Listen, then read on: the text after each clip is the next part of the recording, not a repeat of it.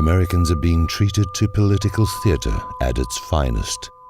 It's not a theater of entertainment, however, but a coliseum of enslavement where the world of deception, perception becomes reality. This theater requires audience participation, where we, the theatergoers, become part of the play.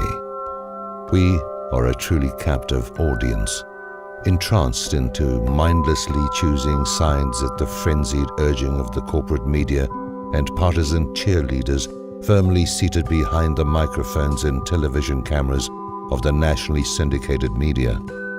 As the play progresses, we become part of each act, believing that we actually have a voice in this pre-scripted performance.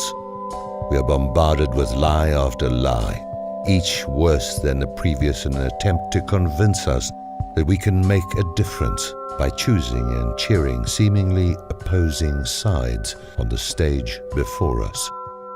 The biggest lie of them all is that there are not two sides, but just one. It's them versus us, in a fight to the death playing out before us in this 21st century Shakespearean tragedy. It's not just death, but the premeditated murder of the middle class and anyone without a reservation at the globalists' table, and the space at that table is limited. The actors of this play are ostensibly at odds over funding the Affordable Care Act, while a peek behind the curtain tells a different story altogether.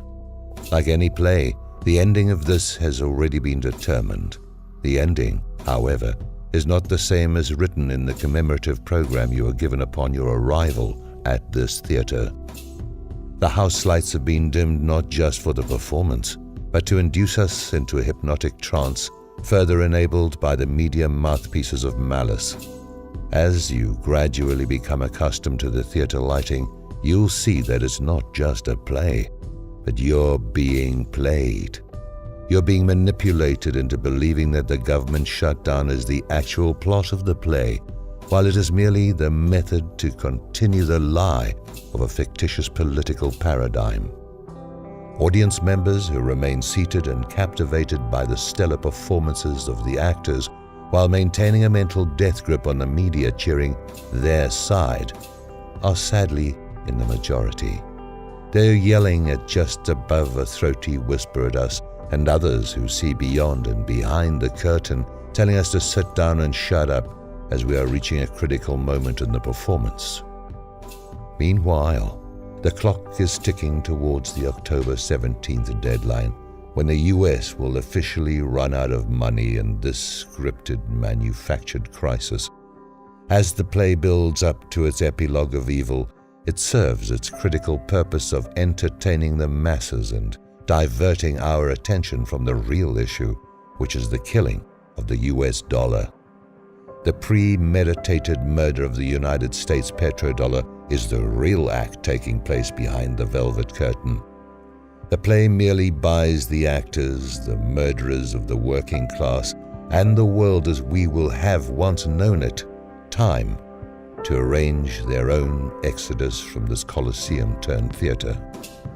The actors, aided by the media of malice, continue to perform brilliantly and are effectively distracting the majority of us through the final curtain call.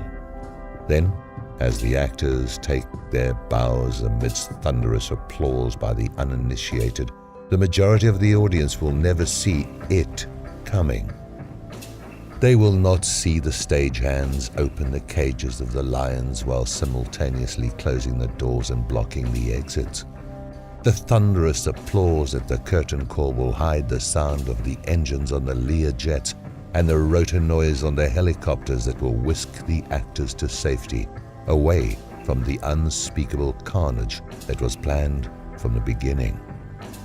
By the time the screams from those who remain dutifully seated become unbearable, the globalist bankers, the money changers, the power brokers pulling the strings of the political puppets will be far from earshot.